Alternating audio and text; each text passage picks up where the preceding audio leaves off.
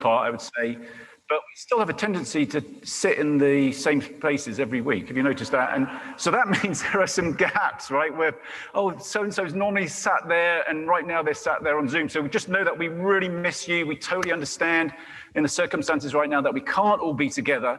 But we're going to do whatever we can as we move forward to maintain a sense of unity and commitment to one another as we move ahead. So again, everybody's really welcome here. As Ruth mentioned, we're starting a new series today called When Everything Seems Broken. And we're using this metaphor of kintsugi art, the ancient Japanese art of repairing mainly broken pottery, but it's with lacquer and gold dust or other precious metals like silver or platinum. But it's part of a philosophy that brokenness is just a part of our story, whether it's a pot or whether it's a human being, that brokenness is not something that means we either have to deny it or pretend it's not there, or where we just throw something away, throw ourselves away, maybe think we're disposable or other people are disposable because we're not perfect. Rather, it's about embracing brokenness and seeing a beauty in that brokenness, which is easy to say when you're not feeling it, when you're not feeling the pain, but it's, I think we've probably all experienced in life that it's in painful moments, in difficult moments, that real growth has happened in our lives. So what we're going to do in this series is explore how can we be agents of love, peace, and hope? How can we be agents of hope and healing in the world when we ourselves are struggling, when we ourselves are broken, when we ourselves have all kinds of struggles? Today, we're going to look at today's message is called Helping While Hurting. So we're going to look at that whole kind of balance. And what I want to talk about a little bit is two different kinds of tensions that I think are closely related. The first one is the tension between caring for ourselves and caring for others. There's, if we're completely self-absorbed, even when we are struggling, we're going to miss out on both the benefit we can get from helping other people. It's better to give than to receive, right? As Jesus said, was quoted as saying. And at the same time, we're not the only ones struggling, right? The world is in need. So how do we strike that balance? What would a balance like that look like? And we're going to explore that throughout this series, obviously. The other tension is the tension between our inward life and our outward life. And again, these two tensions, I think, are very closely related.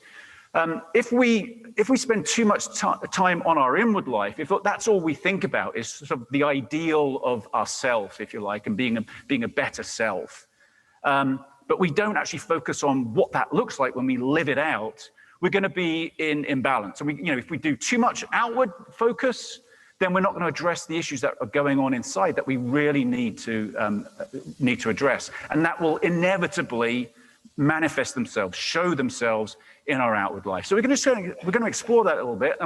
In order to explore it, I want to look at the story of Peter, one of Jesus's.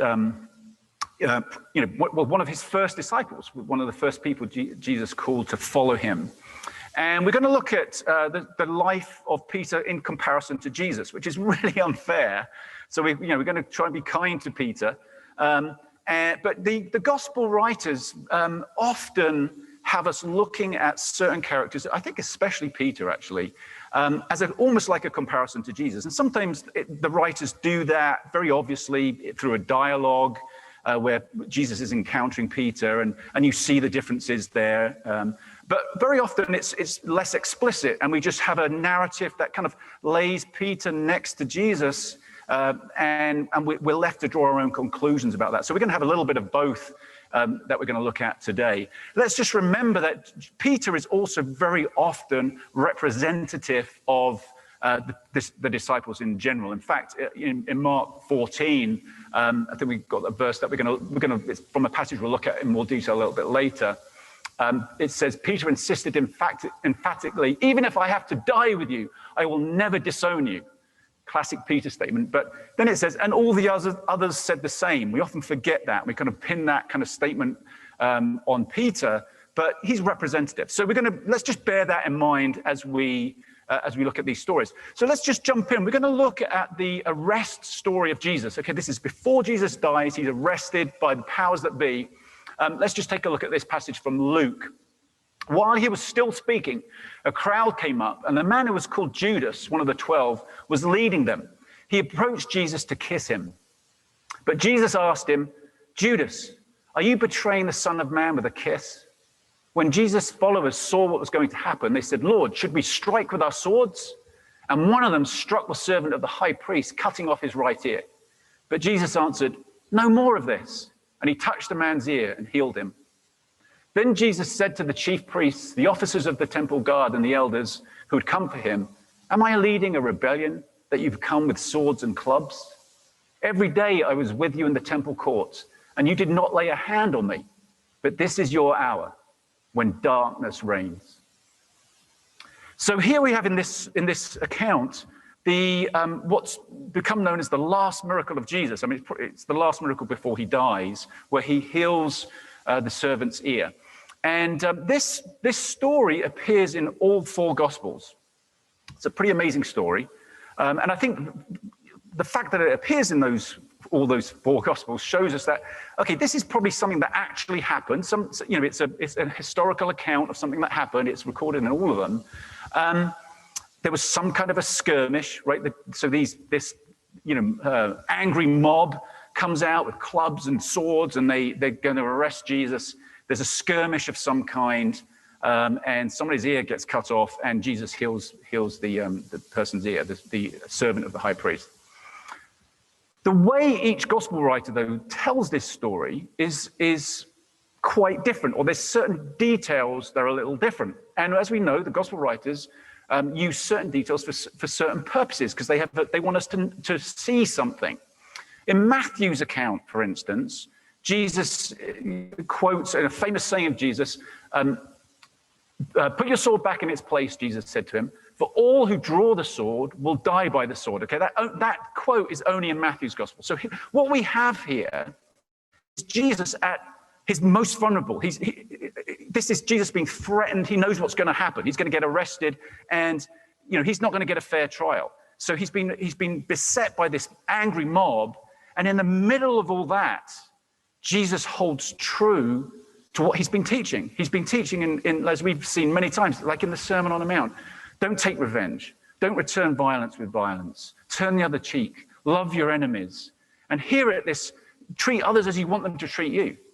And here Jesus is holding to what is his inward conviction. So we have this outward life and this inner life really consistent in Jesus. When he's pushed, we see him for who he really is. And what he really is what he says he is and what he's taught.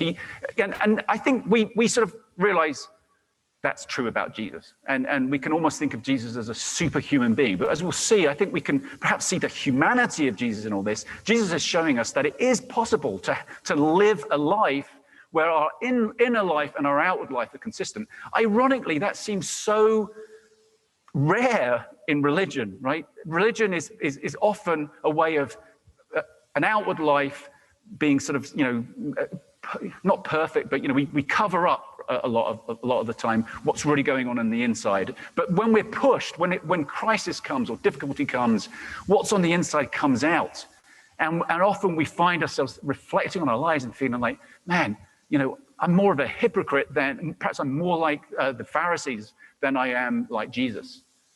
That's I think perhaps one of the weaknesses of religion. It can often, ironically, prevent us from addressing the issues on the inside because we're so focused on looking good on the outside. Not so with Jesus. Now, in Mark's gospel, we get another unique aspect to the story. Let's look at Mark 14. A young man wearing nothing but a linen garment was following Jesus. When they seized him, he fled naked, leaving his garment behind. Only Mark records that. Now, it's why does Mark put that in there? That's a little unusual. It may be that the author of Mark is this character. Some people have thought that. There's a lot of debate about why. Who is this person? Or it might have been one of the writers of Mark's sources. Eyewitness accounts. Some say this person was dressed ready for baptism, and the baptism got interrupted, and this is sort of adds to the drama of how sudden this intervention on the part of the authorities is. I'm not sure about any of those, but I think, as there often is in the Gospels, there's symbolic meaning here. And what we're seeing when they all flee, because the disciples leave Jesus, they also behave in a violent kind of way, right? Drawing the sword. What we're seeing here is the naked vulnerability of the disciples. We're seeing them for who they really are. When push comes to shove, they're afraid and they run. Despite all the previous bravado, just before this arrest, when they're enjoying the Passover meal together, Jesus kind of challenges them because they're arguing about who's the greatest. And this doesn't sort of match up. This sort of their focus on the outward life of, who's preeminent here doesn't match up with what's really going on the inside. And we can look at them and perhaps judge them, but aren't we like that as well? I mean, we might not be as overt as arguing about who's the greatest, but we're in competition with people. Our insecurity often makes us want to look better than somebody else. We might even put others down because we're feeling down ourselves. We're always trying to look strong. We're always trying to look, trying to get ahead, and that could be a reflection of what's going on the inside in our own lives. And we're seeing this nakedness of the disciples, and it's contrasted with what's about to happen, which is Jesus is about to be stripped and nailed naked to a cross. And we see Jesus in all his vulnerability, and he says, "Father, forgive them, because they don't know what they're doing." So we see again the disciples, and as we'll see soon, Peter against the story of Jesus, and we're seeing Jesus for who he really is, and we're seeing the vulnerability, the brokenness of the disciples. In Luke's account, which is the one we read, that's the only account where the healing takes place. If you read Matthew, Mark, and John, Jesus doesn't heal the ear. So here in Luke's account, we have, again, under pressure, the compassion of Jesus coming out. When Jesus is pushed, when Jesus is in a situation of fear, of vulnerability, compassion is what comes out of him. We're seeing this consistency of the inner life and the outward life. Now, in John's account, there's a couple of interesting details. Let's just look at John 18, verse 10. Then Simon Peter, who had a sword, drew it and struck the high priest's servant, cutting off his right ear. The servant's name was Malchus. So we get a couple of interesting pieces of information here, which are unique to John. One is that it was Peter who did the swordsmanship, and the servant of the high priest is named. His name is Malchus. So we've got to ask ourselves, why does John include these details? Well, I wonder if he's letting us know that it was Peter, because the writer of John wants us to see this in the context of the story of Peter, the sort of subplot of Peter's rise to preeminence, his fall and his brokenness, and then his restoration and transformation as he becomes what we might call a wounded healer, this sense that it's our brokenness and our frailty and our weakness that ultimately is the source of strength that we can give to others and help bring hope and healing, rather than it being our own strong endeavors. And Peter kind of learns this. We see this laid out in all the Gospels, but especially in John.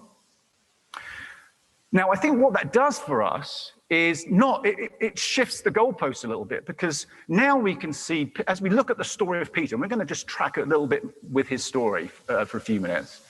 As we look at Peter, we're not blaming him or saying, "Oh God, Peter, you're so useless. You drew a sword when you should be nonviolent, but you've been hanging out with Jesus for at least 3 years.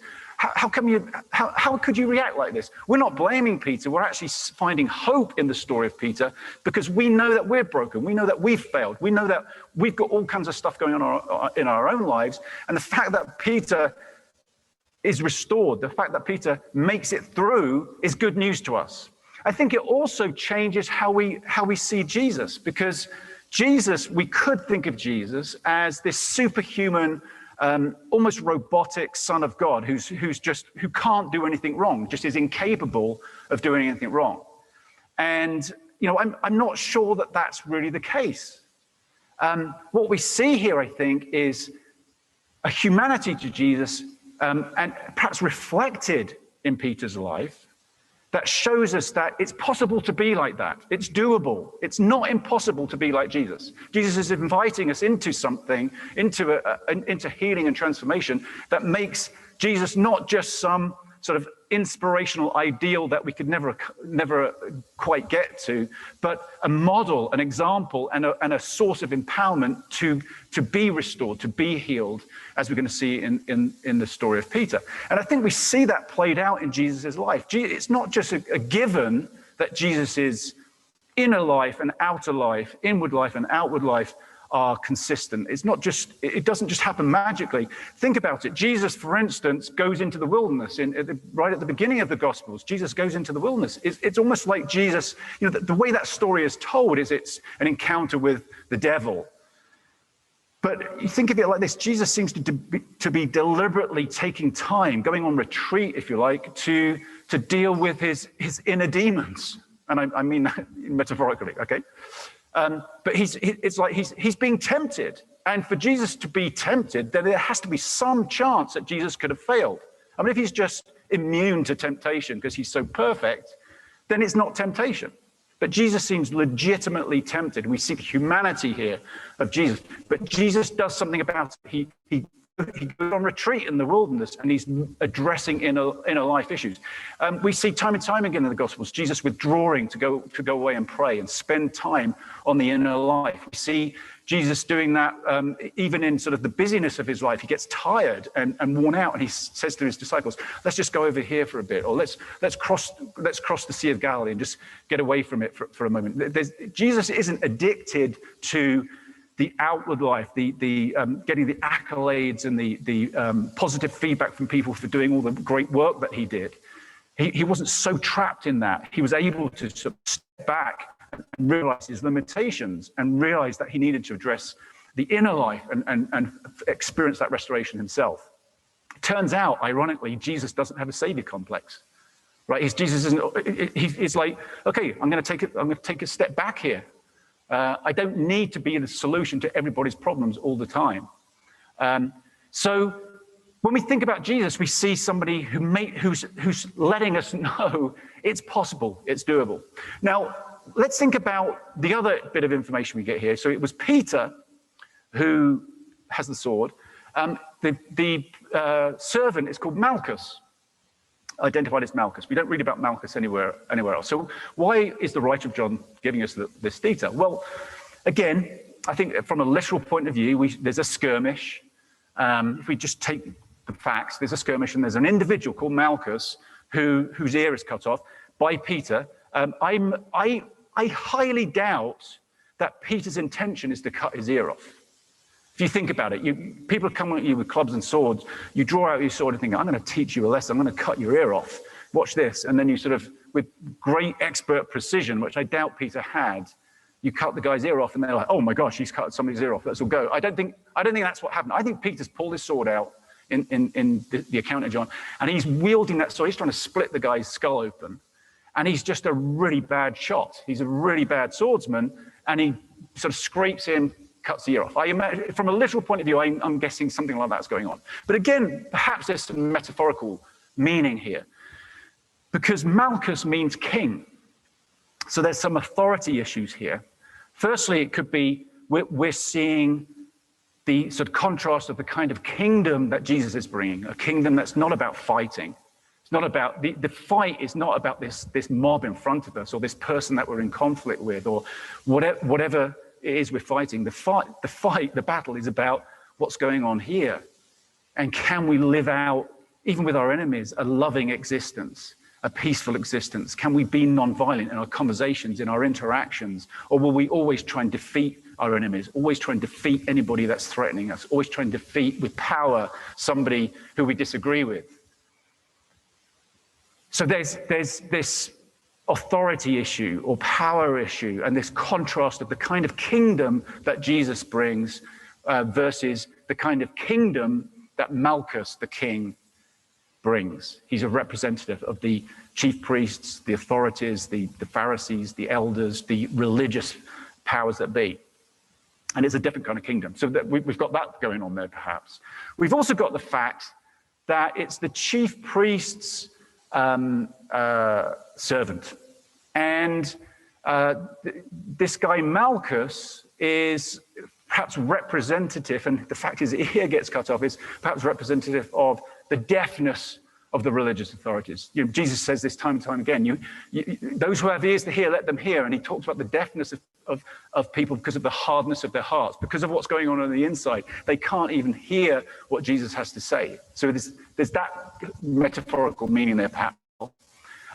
We've also got the fact that it's the right ear. So John is very clear, it's the right ear. Luke says the same thing. They are very specific, it's the right ear. And the right side represents power and authority. So when it says metaphorically, the Son of God, Jesus, is sat at the right hand of the Father, that's the place of preeminent power. And the right side is authority. So it's as though the ear of Malchus, the ear of the servant, is the authorized power of the religious authorities. If you think about it like this, perhaps Malchus is the ears and eyes of the religious authorities as they spin this web to try and catch Jesus out.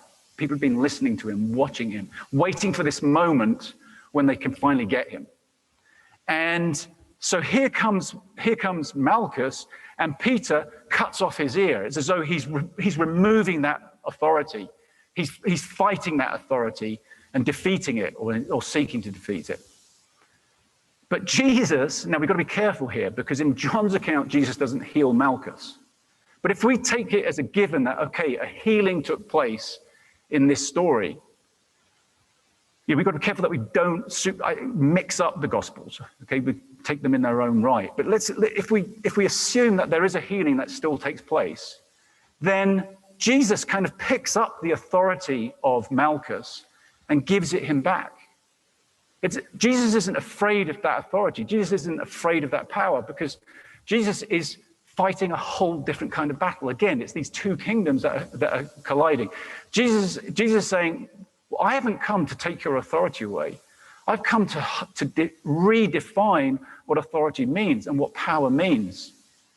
And my kingdom's not of this world, as he will say to Pilate later. Because if it was, my servants would be fighting. And Jesus is saying, put your swords away, because this has nothing to do with it. And it's hard to imagine what Malchus must have felt like, coming as the authority, his ears cut off, and Jesus just heals him and gives it him back. I mean, that must have been a life-transforming moment for Malchus. We don't find out what happens there. But Jesus is not afraid. Jesus is not fighting fire with fire. He's not fighting power with power. He's not fighting violence with violence. Jesus is bringing a whole different way. And we see this life of Jesus again in contrast with Peter, because Peter, when pushed under pressure, resorts to violence. And so we're going to look at a couple of other pieces of the story here with Peter. And then we're going to, our drama team's actually going to kind of draw us into this story with a brief drama. But let's just look at two aspects of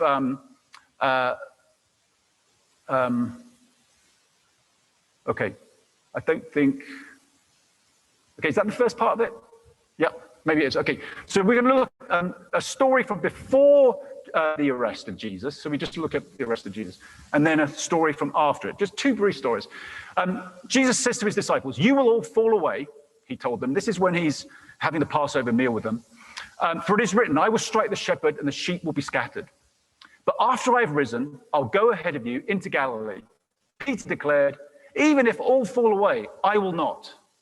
"Truly I tell you," Jesus answered, "today, yes, tonight, before the rooster crows twice, you yourself would disown me 3 times. But Peter insisted, emphatically, "Even if I have to die with you, I will never disown you." And all the others said the same.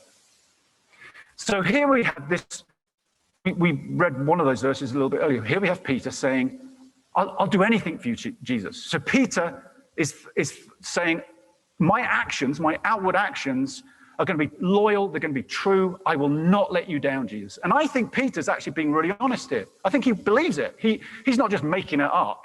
I think he really believes it. But there's this lack of self-awareness in Peter, right? He doesn't know what's going on the inside. And when he's pushed, yes, he resorts to he resorts to violence. So here he is, like, with Jesus, the non-violent one, resorting to violence when he's pushed. He obviously doesn't get it. Something has not clicked on the inside. And there's an irony here, I think, and when he says, I will die with you, Jesus has been talking about dying to self, right? Dying to this life of power and violence and selfishness, and picking up a different kind of life. There's an irony there. But Peter, I think, is being honest. He lacks self-awareness. Let's look at a passage a little bit later, after the arrest of Jesus.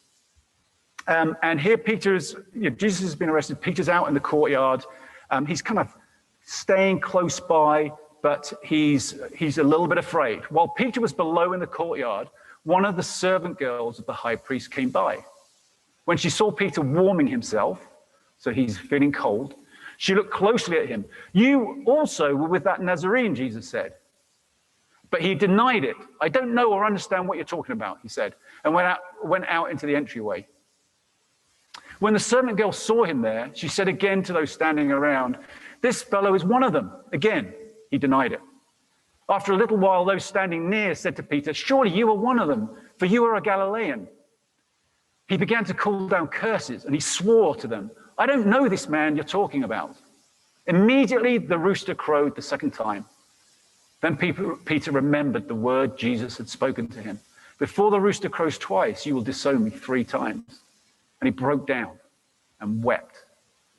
And, we're talking about brokenness. Peter breaks down. It's like he just falls apart. It's as though he's finally seeing what's going on the inside. We're seeing this desperate situation that he's in. And he's warming himself by the fire. That's significant because we're going to look at a final scripture in a moment where he's doing the same thing or has the opportunity to do the same thing. He's cold. It's as though he's naked. He's being revealed for who he really is. He's at this moment of vulnerability and he sees it himself. And this is the darkest moment in his life.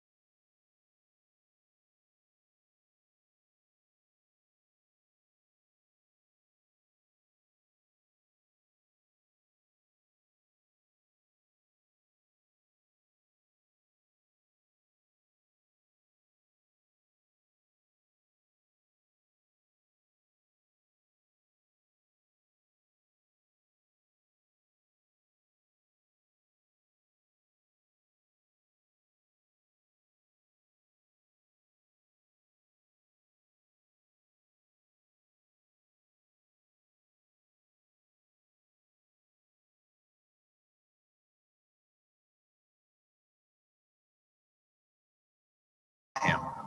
We all spoke with him. Did we? Look, I know how much we all want to believe, but was it real? Maybe we all just saw what we wanted to see. Maybe none of it was ever real. It was real. He was real. And if it was, what does that mean? What does that matter? What would a risen Jesus want of me? He loves you. And how did I repay that love? At the moment that he needed me, I denied even knowing him. I denied him 3 times. And then the rooster crowed, just as he said it would. He knew it would happen.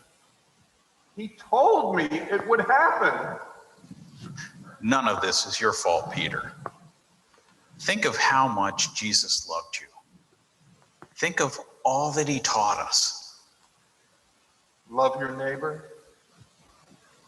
Turn the other cheek. Blessed are the peacemakers,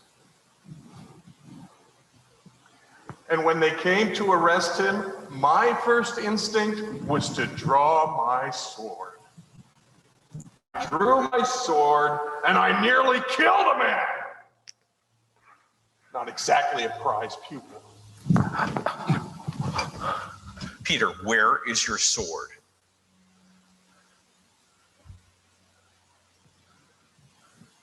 The bottom of the river, along with all my books. Peter, you've got to pull yourself out of this. And you've got to go. All of you, you've got to hide yourselves. The high priest has people looking for you, looking for all of us. And if he finds you, your death won't be anywhere near as quick as his was. Herod and the priests will kill you as slowly as possible to make an example of you. Look, just go. It's over. It's all over. You have to go.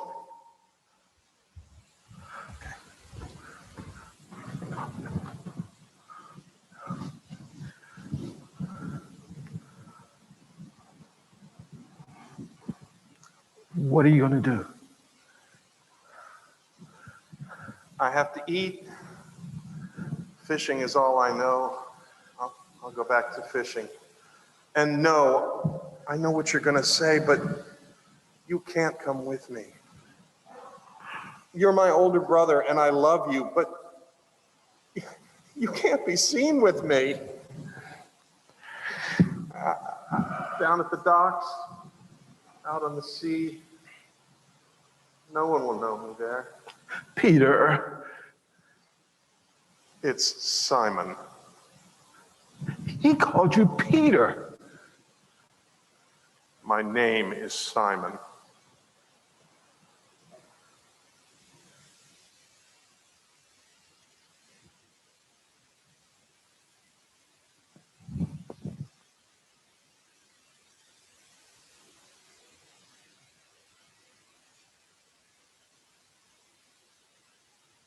Thanks, Cedar. Yeah, let's give him a round of applause. We just thought it's interesting to imagine what Peter must have been going through, you know, and I think we can all relate to that to some degree because we've all failed. We all struggle. Maybe you know we're in a situation even now where we're just struggling with life, with the pandemic, with everything that's going on, and we just don't feel that we're surviving or thriving or doing as well as we should, you know, and it's in the face of adversity, or maybe, you know, it's not in light of any kind of adversity. It's just that we've made mistakes. We're struggling with whatever it is. And we have here, I think, with Peter, this incredible example of a story where this is sort of rise, a fall, and in that sort of crisis moment, that in the depths, there's a beautiful restoration that takes place. And we're going to read a few verses from a story that comes at the right at the end of John's Gospel in chapter 21. It's a story we've looked at many times before. It's a story where Jesus restores Peter. Peter goes out fishing. He's kind of given up, and he's fishing all night, you know, with his friends, and catches nothing. So he's kind of even a bad fisherman by this point. And Jesus meets him or sees them, you know, from the beach and gets them to throw the net on the other side. They haul in a big haul of fish, and then they realize that it's Jesus. And Peter, so we get this sort of some themes continued in that story. Peter wraps himself in a cloak and jumps into the water and runs to Jesus. There's this sense of desperation, like Peter he runs to Jesus. He thinks maybe there's hope. He knows how loving Jesus is. Maybe there's hope. Maybe there's hope for love, acceptance, and forgiveness. But he wraps himself in a cloak. We have this sort of, he doesn't want to be naked. He doesn't want to be vulnerable. He perhaps feels vulnerable and is shielding himself. He's worried about his inner life, if you like. He's perhaps more aware of his nakedness, more aware of his brokenness. And then when he gets to the beach, Jesus has got a fire there going.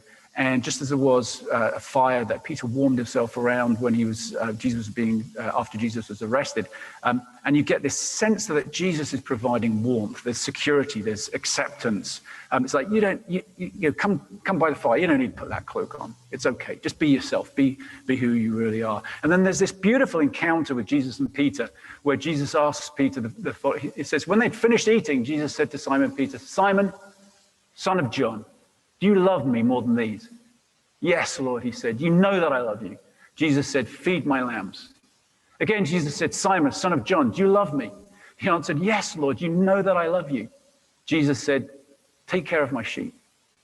And the third time he said to him, "Simon, son of John, do you love me?" Peter was hurt because Jesus asked him the third time, "Do you love me?" He said, "Lord, you know all things. You know that I love you." Jesus said, "Feed my sheep." And we were talking about language last week and how in the Greek language, which this story was written in, there are at least 6 different words for the word love. And some of those different words are used here in this passage. It's a beautifully written passage. But just reading it, whatever language we read it in, there's something beautiful about this restoration, this forgiveness. Now, I remember this story majorly impacting my life it's just shy of 30 years ago, when I was in a really dark place. I was struggling with depression, anxiety, for all kinds of reasons, a lot of my own doing. I kind of made some big mistakes with my life, and felt, in fact, like my life was out of control. And I was very motivated about justice in the world and peace, and very motivated and involved in politics and that kind of thing. But my inner life was just a mess, and I couldn't even be kind to people. I couldn't bring peace and justice to people that I loved, let alone to the world. And there was this total mismatch of my outward life and my inward life, and it ran away from me. I was out of control, and I was beginning to pull things back together again. I was beginning actually to get back on some kind of a spiritual pathway, where I was taking more time to look at my inner life and deal with my inner life. But I was in France, and we were driving back towards England, went through the Champagne region. We were staying in Epernay, in the capital of the Champagne region. And it was around about Easter time. And I noticed in all the stores in Epernay, there were like chocolate fish and bread shaped like fish. There's just fish everywhere. And I'm like, what's the deal with the fish? And it suddenly hit me like, oh, this is probably that story, that fish story, kind of linked to the Easter story about after Jesus' resurrection. So I went back to the hotel, and there was a Gideon Bible in English in France. I don't know what it was doing there. I pulled out the Bible, looked up that story, and read it. And I just cried for several hours, because it's a story of hope. It's a story of restoration. It's a story that actually our brokenness doesn't disqualify us. In fact, maybe our brokenness is what qualifies us. Again, if we think about this motif of a wounded healer, that what Peter's life is completely different after this. We see Peter, if we look at the story of Peter throughout Acts, we still see Peter courageously speaking up and putting himself in great danger. He's arrested, he's thrown in prison. He carries on speaking up, though. He carries on healing people. He's starting to look like Jesus. He's not afraid anymore, it seems. And he takes incredible beatings, nearly dies. He's a different kind of person. When he's challenged, his response is not to fight fire with fire or be insecure and defensive. When in Acts chapter 6, when there's some injustice going on, where there's food distribution it seems to be preferring a certain ethnic group, and there's a complaint about it. He doesn't get too worried about it. He listens and he responds and he puts that right. And he also says, I'm going to continue to devote myself to prayer, meaning I think I'm going to work at my inner life. I'm going to keep working at that. We see him challenged by people like Paul, quite aggressively in many respects. But we also read in Peter's writings where he refers so positively and tenderly to Paul. He seems like a transformed kind of character. He has a dream about inclusion of other people, the Gentile people, the non-Jewish people, and he responds to it, and he goes and reaches out to the Gentiles. So we see a transformation in Peter, where Peter is becoming more like Jesus. Peter is showing us that it's doable, it's possible. It's possible to be a wounded healer. And our brokenness, our woundedness doesn't disqualify us. In fact, it perhaps qualifies us, because it's in our woundedness that we realize what we're really like, and we see our frailty, and we're more accepting and loving and compassionate towards the frailty of others. We have a much better chance of being a positive force, of being an agent of hope and healing. So whatever we're going through, there's hope for us. And as we approach communion now, and we have this opportunity during communion time to engage with Jesus, right? As we eat the bread and drink the wine and remember Jesus and the sacrificial love of Jesus, and Jesus being willing to go the whole way with the vision that he had for humanity. He lived it out completely, even to death. As we remember this, we have this opportunity to come and reflect on our own situation, our own lives, and the struggles that we're in, and the difficulties that we're in. And so I've got just a few reflections here that we could take into the communion time to kind of ponder and be honest about. Firstly, we are loved and accepted no matter what. Peter's story tells us that, right? Doesn't matter what we've done, where we've been, how we've done it, whatever situation we're in right now, there is a way forward, because we are completely loved, completely accepted. Secondly, Jesus believes in us. So Jesus isn't just this, as we said, this sort of example, and then, okay, let's aim for the moon and we'll get over the garden fence. Jesus is here to inspire us, to fill us, to empower us, to hold our hand, to put an arm around us, to lead us on. Jesus says, you can do this. This is possible. No matter what situation we're in, it's doable. Are we too inwardly focused? It's interesting that Jesus doesn't say to Peter, listen, buddy, you kind of blew it. So just give it a couple of years of recovery, and, here's some spiritual disciplines to work on. And, maybe in a couple of years, you might be a bit better able to help people. He just says, feed my sheep. Jesus gives Peter something to do, because Jesus knows that that's going to be part of your healing. As you love others, this outward life is part of our inner healing. As we tend the sheep, feed the sheep, the metaphor there that Jesus uses. Interesting that Jesus gives Peter a different profession. When he calls him at the beginning of John's Gospel, it's, I will make you fishers of people. In other words, you're going to carry on being a fisherman. Here, Jesus is saying, I'm going to make you a shepherd. And I think there's a difference in that kind of profession, right? When you, as a fisherman, you're not really caring for the fish. You're just hauling them in. It has a sort of objective sense to it. Whereas tending lambs and feeding sheep is much more personal. There's something more compassionate about it, I think. And Jesus is saying that's going to be part of your healing.